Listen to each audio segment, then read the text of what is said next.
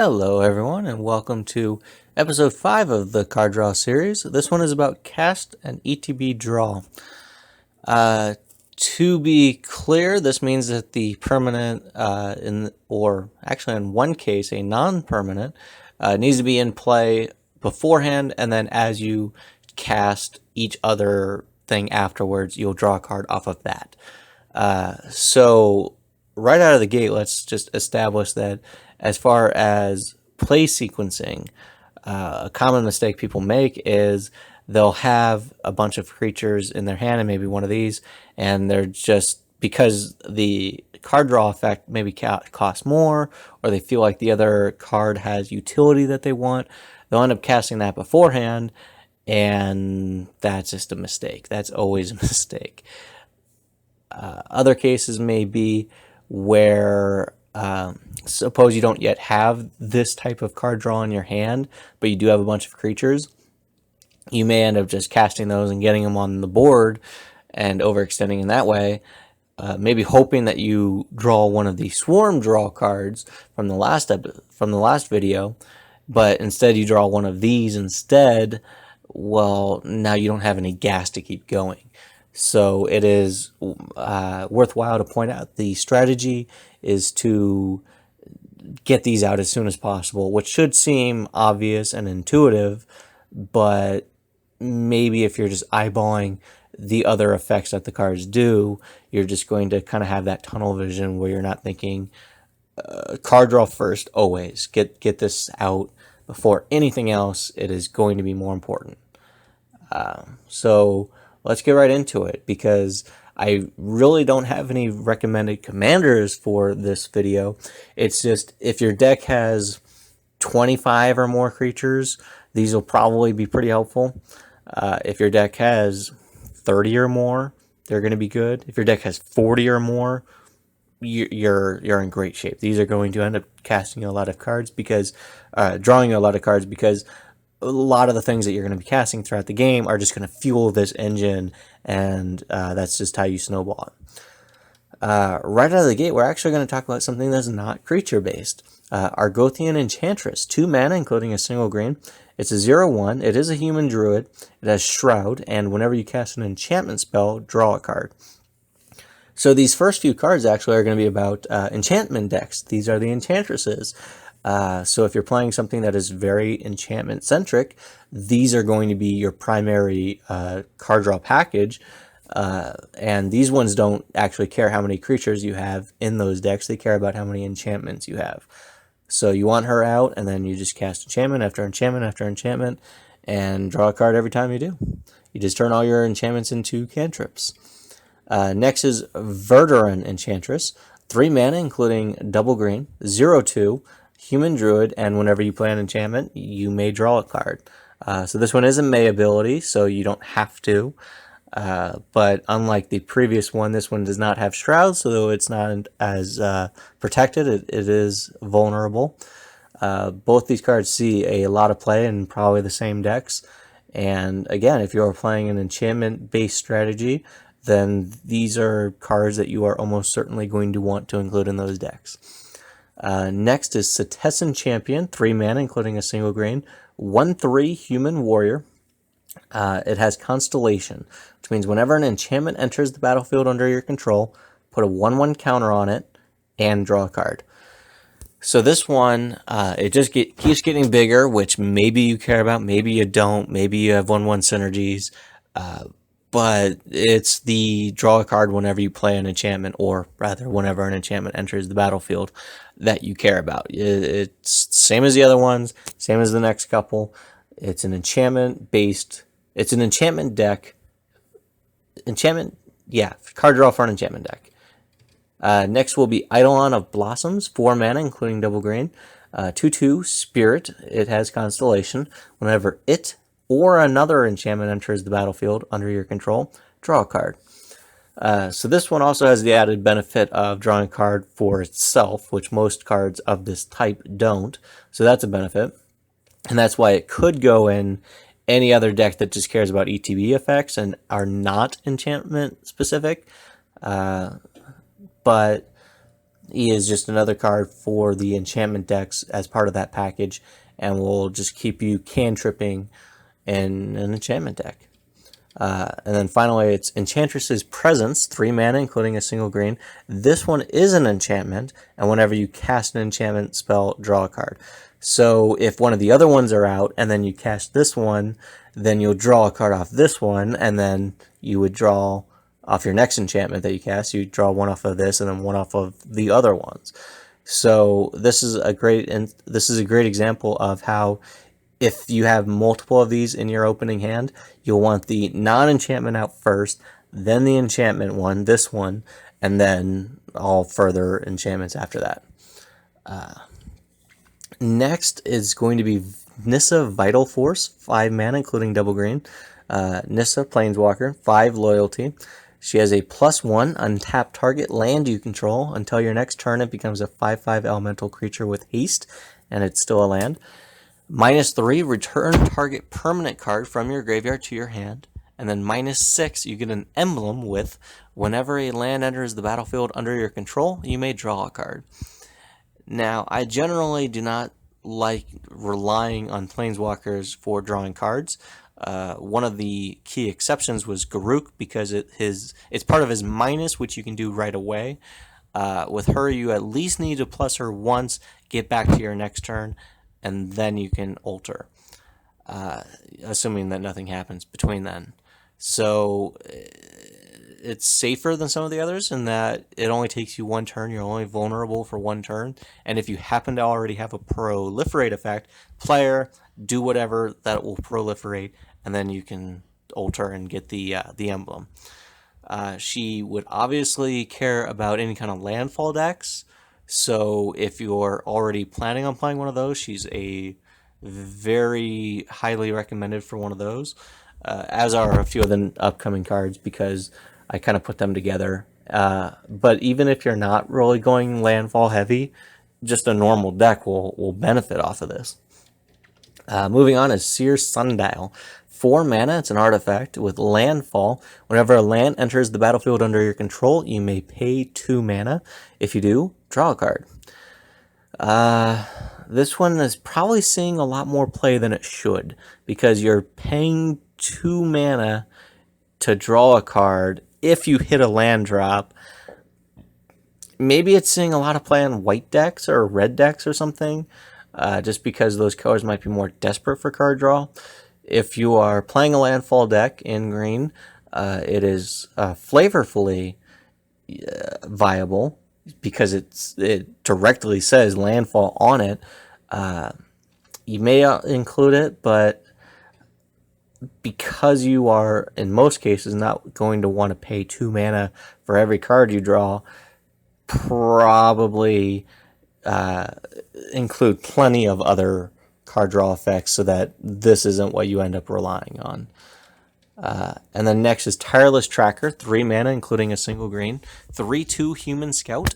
Whenever a land enters the battlefield under your control, investigate. Investigate means that you put a colorless clue token, artifact token, onto the battlefield. It has pay 2 mana, sacrifice it, draw a card. And then her other ability is, whenever you sacrifice a clue, put a 1/1 counter on it. So this one could kind of care about 1/1 counter decks. Obviously, I would say it goes in landfall decks, because whenever lands enter, you get to investigate. It could have some artifact synergies if you're able to use artifacts for other purposes, probably if you're in more colors and you want to use the artifacts to tap for mana or something like that.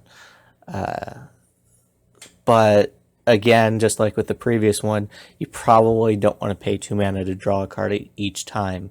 The benefit with this one is you don't have to do it on the spot. You can save the artifacts for later as you kind of run out of mana per turn. So it does have that benefit, but also if there's ever an artifact-based board wipe, then you lose those, and yeah. I think that she sees probably way too much play. I don't know why she's in so many decks. Maybe there's the synergies that people are finding that actually she fits in, but in most cases, if people are just using her as generic card draw, you should find something else. Next is Vanquisher's Banner, 5 mana for an artifact. As Vanquisher's Banner enters the battlefield, choose a creature type. Creatures you control of the chosen type get +1/+1, and whenever you cast a creature spell of the chosen type, draw a card. So this one's purely tribal. Pick a tribe, any tribe. This is a card that goes in a tribal deck. So this obviously applies to any color. It doesn't have to be green.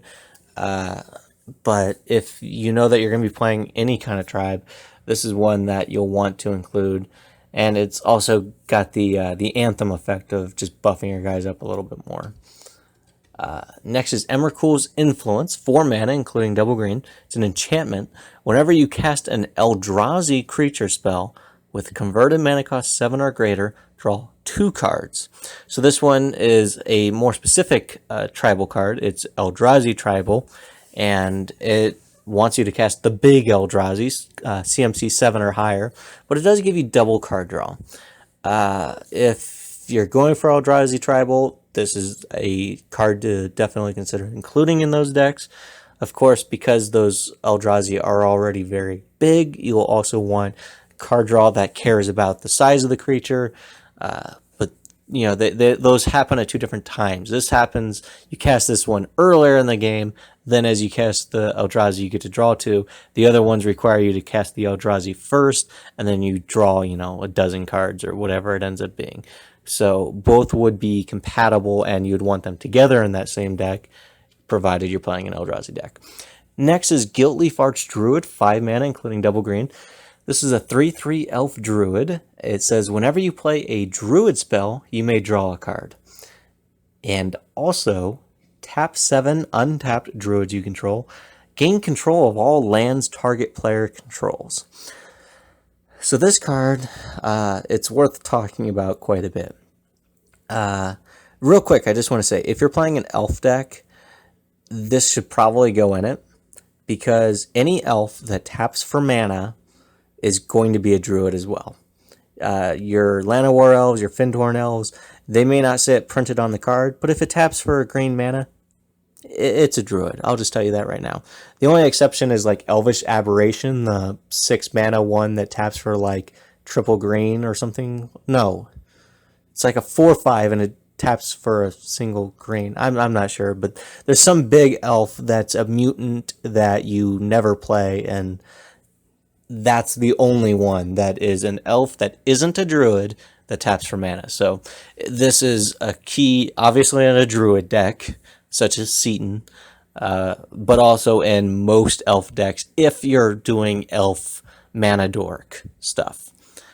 The bottom half of it basically can just destroy somebody, and it can also lead to a lot of saltiness. But even if you don't go for that, even if you just want to play it as just on a straightforward card draw, it's very good in those specific decks. Next would be Wirewood Savage, 3 mana, including a single green.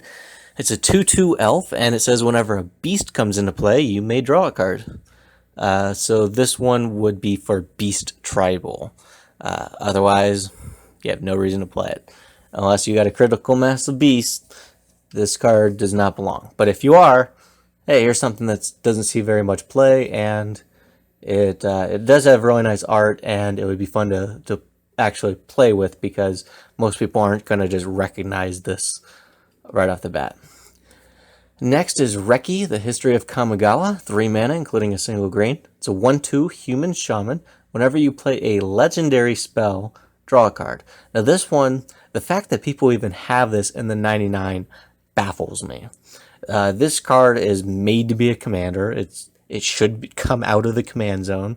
I do personally have a Reki deck, and it is extremely powerful in generating so much value over the course of a game, provided you're doing all kinds of legendary creatures, artifacts, legendary, all planeswalkers are legendary.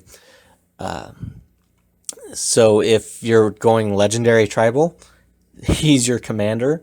If you're not playing him in the command zone, I don't know why you would want him in the 99. Maybe if you're doing Shaman Tribal, Human Tribal, you include him just because he meets other creature types, but otherwise, he should not go in the 99. It's Commander or nothing with him. Next is Glademuse, 3 mana, including a single green. He's a 2/4 beast. Whenever a player casts a spell, if it's not their turn, that player draws a card. So this is a brand new card from the new Commander 20 set. This one, I'm sure a lot of people looked at it and basically thought that's not a very green thing because it cares about instants, or, you know, I guess if you have Vidal Canori out, or Flash also would work.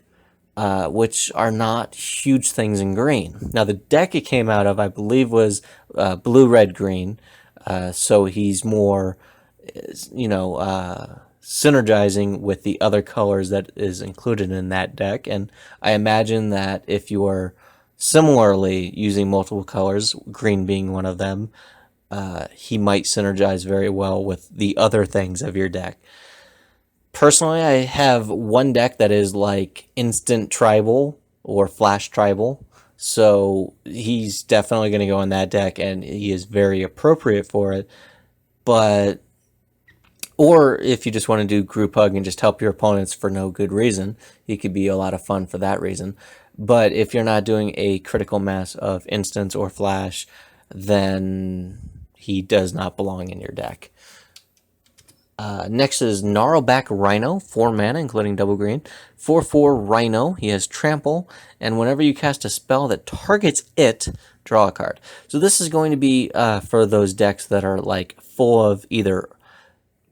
Well, I guess a good way to compare it to is like the feather commander, the red-white thing that wants you to just target it with instants or sorceries, and then you get them back. He is going to want you to kind of build a similar deck where you're targeting him, or you have other cards that care about them being targeted, and you benefit off of him being targeted. In his case, you draw a card. Now, because he goes in the 99, you would, again, need your deck to really care about targeting various things, including your commander. Like Gargos, for example, would be a great deck to include him in, because Gargos, if you're not going the Hydra route, cares about you targeting him, or sorry, cares about you targeting any of your creatures, and if you do, then you get to have him, Gargos, fight something. So if you have instants and sorceries, it's just like giant growth type effects, or auras, if you're doing anything that's aura based. So if you're, whether it's a specific Voltron where you want your commander in particular to get big, and then he's just a backup option in case your commander has been knocked out a few times, or if you're just desperate for the card draw, you can start doing like a two-headed Voltron thing. But either auras, instants, sorceries, anything that really targets, you can make it work. But because he's in the 99, you do have to have your deck. You have to have other aspects of your deck care and benefit from things being targeted. And next is a great pairing piece to him. Season of Growth, 2 mana, including a single green. It's an enchantment. Whenever a creature enters the battlefield under your control, scry 1. And whenever you cast a spell that targets a creature you control, draw a card.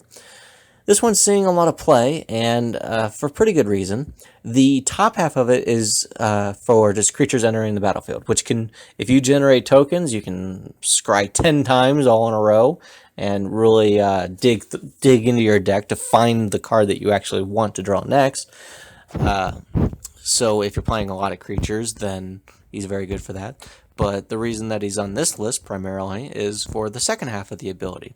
Whenever you cast something that targets a creature you control, draw a card. Same thing as Gnarlback Rhino.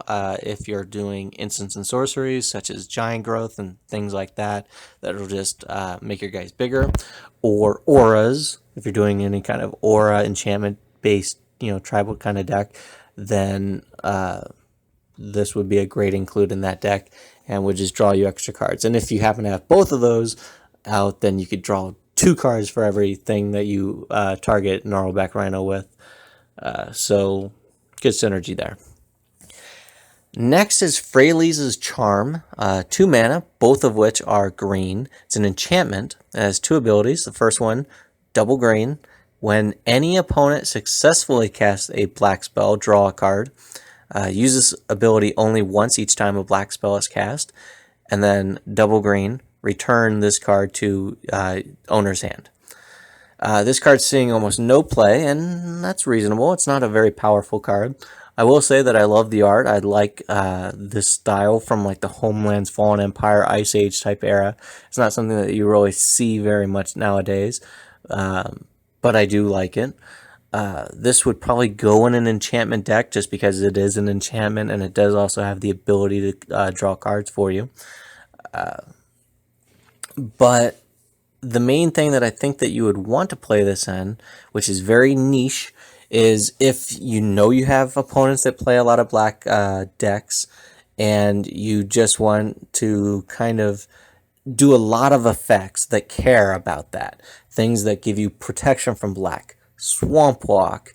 Whenever an opponent does a black spell, destroy something, or what is it? Life Force, where you can counter black spells. So anything where you specifically want to do the color hatred, to build a rivalry. Because in the old days of Magic, you would see more where cards would have hate for its two enemy colors. So in green, there are several cards that hate black and hate blue, and then you'll see that for the other colors that will hate their two enemy colors. So if you're playing a deck that really cares about that kind of stuff, which could be fun, but you either have to have specific opponents that you can count on and know that you're going to see a black deck, or you just have to, kind of accept that you're going to do something very narrow and not super effective, but potentially fun. So it doesn't see a lot of play, but if you're looking for something fun and unique to do that is going to catch your opponents by surprise and kind of draw a positive attention, then here's something fun that you can do. Next is Horn of Plenty. 6 mana, it's an artifact. Whenever a player plays a spell, he or she may pay 1.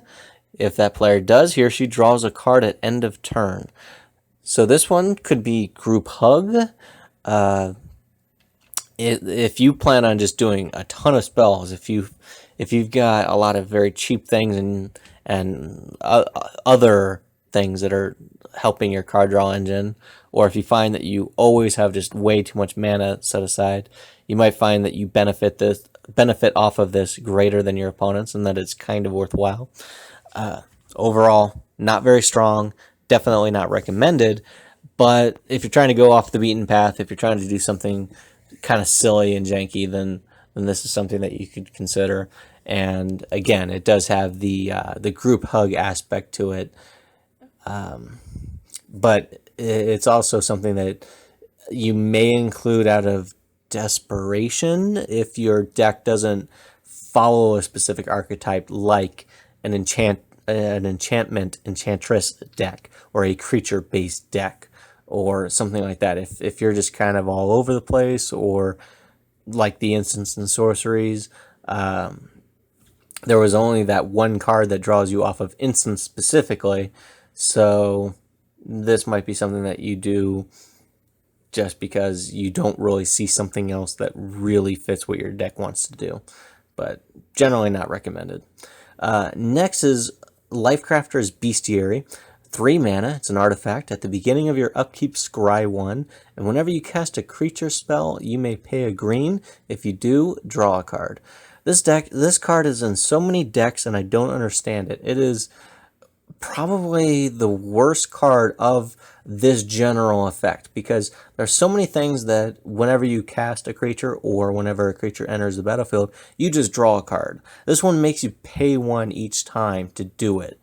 The scry at the beginning of your upkeep is, added value, I guess, but not something that I would go out of my way to include in the deck.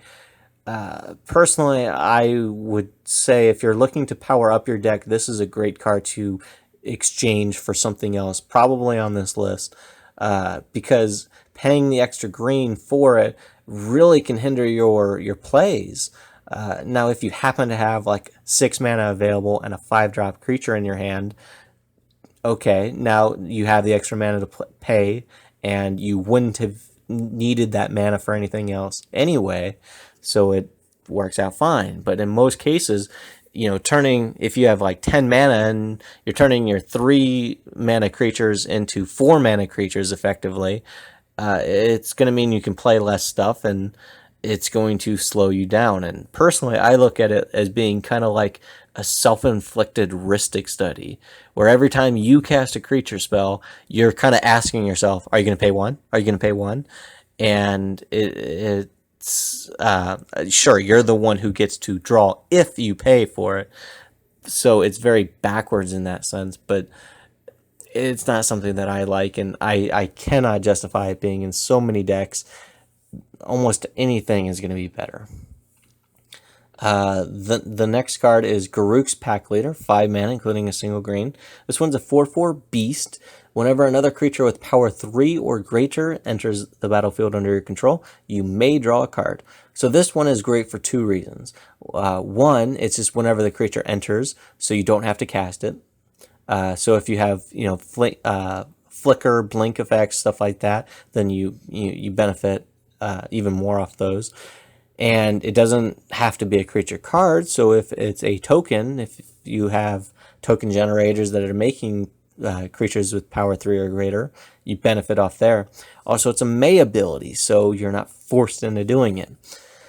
Yeah, if you're playing a tribe like Elf Tribal or something like that, and you're trying to avoid cards that don't fit into that tribe, I totally understand not wanting to include it there. Or if you're playing a bunch of small creatures, again, like an Elf Tribal type deck, then it also makes sense there. But other than that, it goes in so many creature-based decks. So this one should definitely be considered based on your needs. Next is Elemental Bond, 3 mana, including a single green. It's an enchantment. Whenever a creature with power 3 or greater enters the battlefield under your control, draw a card. So this one's basically the same, except it's not a May ability. Also, as an enchantment, if you had another card draw engine going, like something that says whenever a creature enters, then the Garruk would, when he enters, trigger that. If you have like Garruk out and Elemental Bond, then you cast Elemental Bond, you won't draw for that. So sometimes being a creature with this type of ability is very beneficial. Although this one's less likely to be board wiped in the case of a creature-based board wipe. The fact that it doesn't have May can be relevant if you're just like way overdrawing and you reach the point where you might genuinely just mill yourself out accidentally. It is nice that it is only 3 mana, so you can get it out a little bit earlier. That's always beneficial. And yeah, if you're considering playing one, you should probably want to play the other, which is why it's so weird that Elemental Bond is in 2.5 times as many decks. If you find that Elemental Bond is in one of yours and Garruk's Packleader isn't, you might want to go back and include the other one or get rid of this one. Next is Kavu Lair, 3 mana, including a single green. This one's an enchantment, and it says whenever a creature with power 4 or greater comes into play, its controller draws a card. So this one requires a little bit higher power. It might be relevant depending on what exactly is in your deck, or it might just make no difference whatsoever. But the downside to this is it doesn't care who has the creature, so your opponents benefit off of it too. But like a lot of the symmetrical effect cards, your intention is to benefit off of it more than your opponents. If you have a lot of creatures with power 4 or greater, still include this in your deck, or consider including it in your deck, because they might have, little tiny white weenies. They might have little tiny aristocrat things. They might not have many creatures at all in their deck. Chances are you're going to benefit significantly more off of it. And as a 3 mana enchantment, you can get it out early, pretty cheap. The low mana cost is definitely a high selling point on it. And like the previous ones, it doesn't care if it's a creature card or a token. So if you have any kind of token synergies, like the one from last year with the Populate deck, when he enters the battlefield, I believe he comes in with a 4/4 Rhino, and then whenever he attacks Populate, yeah, this would be pretty good with that, because the very least, the token that comes with that commander when he ETBs is power 4, and then whatever you populate is going to be at least that good or better. So this should probably see play in a lot of those decks. Next is Glimpse of Nature, single green mana. It's a sorcery, and whenever you play a creature spell this turn, draw a card. So this is the non-permanent that I mentioned earlier. It is very good. It's something that you want in a deck that has a bunch of tiny mana cost creatures, like elves and stuff like that, where you've already built yourself up a little bit where you have enough mana to play several things just in a string. And this is generally something that you're going to want to do in a turn where you're more or less comboing off, or you're not necessarily combo off to win, but where you can just keep going, keep the engine going. At a cost of only 1 mana, if it draws you 2 cards, it's actually, reasonably high power level. At 3, it's Ancestral Recall.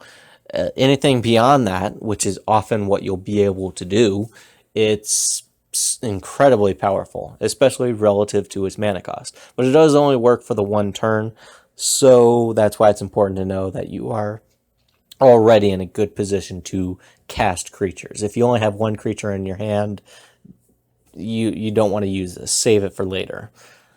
Next is going to be Beast Whisperer, 4 mana, including double green.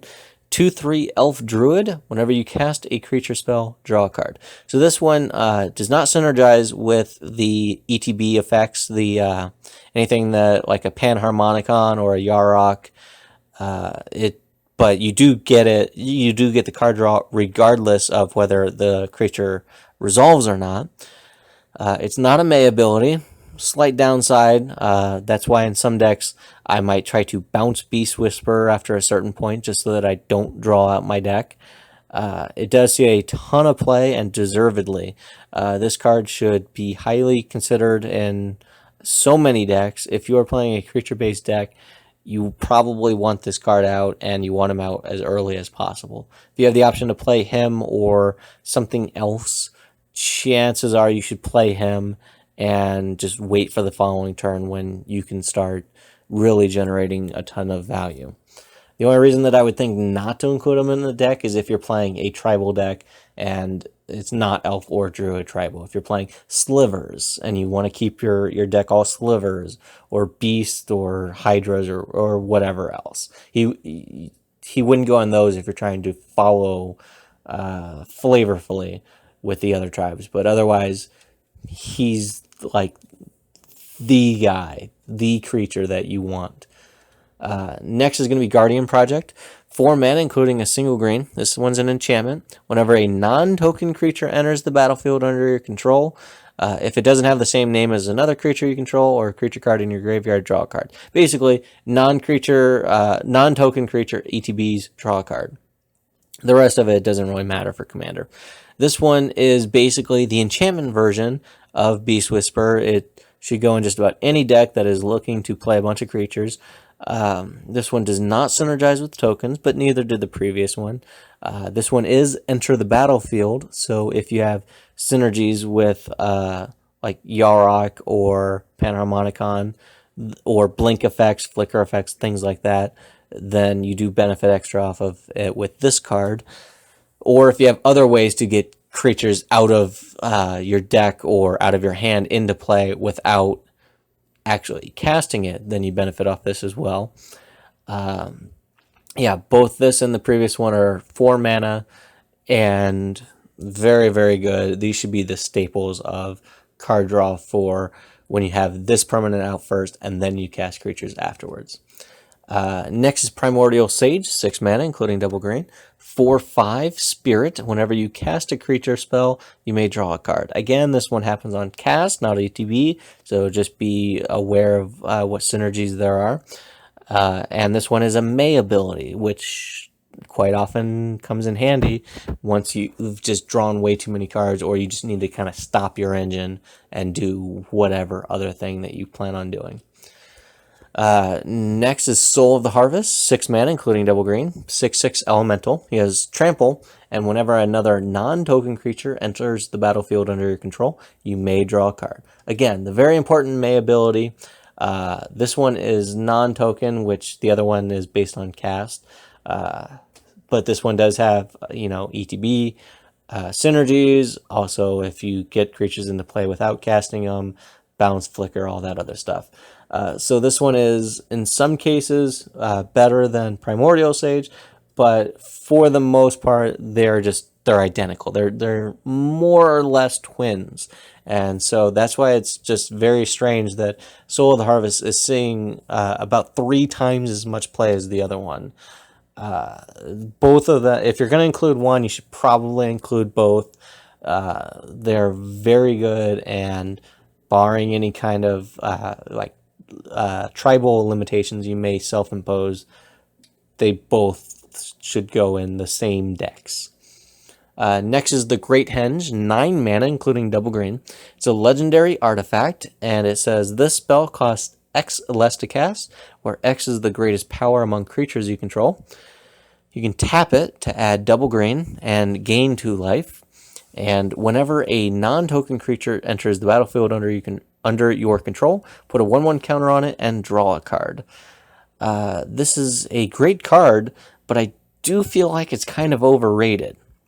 The reason being, if you're playing small creatures, you're not going to discount the cost of the card by very much, and so it's just going to be highly costed, and it's going to be tough to get it out while still doing other things. If you got big creatures, then sure, you make it cheaper, but you're probably not casting a whole lot of creatures anyway per turn.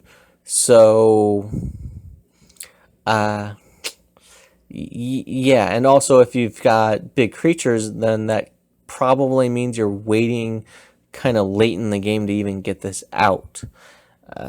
I think that in most cases, people will not see the inefficiencies that this card can kind of lead to in that regard. Because these types of cards, it's very important to have them out before the creatures. If you're trying to ramp up into this, like with Mana Dorks, you've already got all those creatures out, and so you're before this, so you're not going to draw off of those. If you wait and you wait and you wait, and then you get a big creature out, you're pretty deep into the game, and then you can start drawing after that point with presumably other big creatures where you're going to cast like 1 or 2 per turn and draw 1 or 2 per turn. And it's kind of slow and clunky that way. Yeah, I think it's very important to make it a point to have these out before the creatures that you're going to be casting and drawing cards off of. And this one kind of pushes you in the opposite direction a little bit. It's still an excellent card. I still highly recommend it, but if you had to choose between this and Guardian Project, I would suggest you choose Guardian Project, because at 4 mana flat, that one will almost always come out before the other ones, and it's easier to kind of guarantee and force yourself to cast it before the other creatures, so that you make sure that you're cantripping off of your creatures.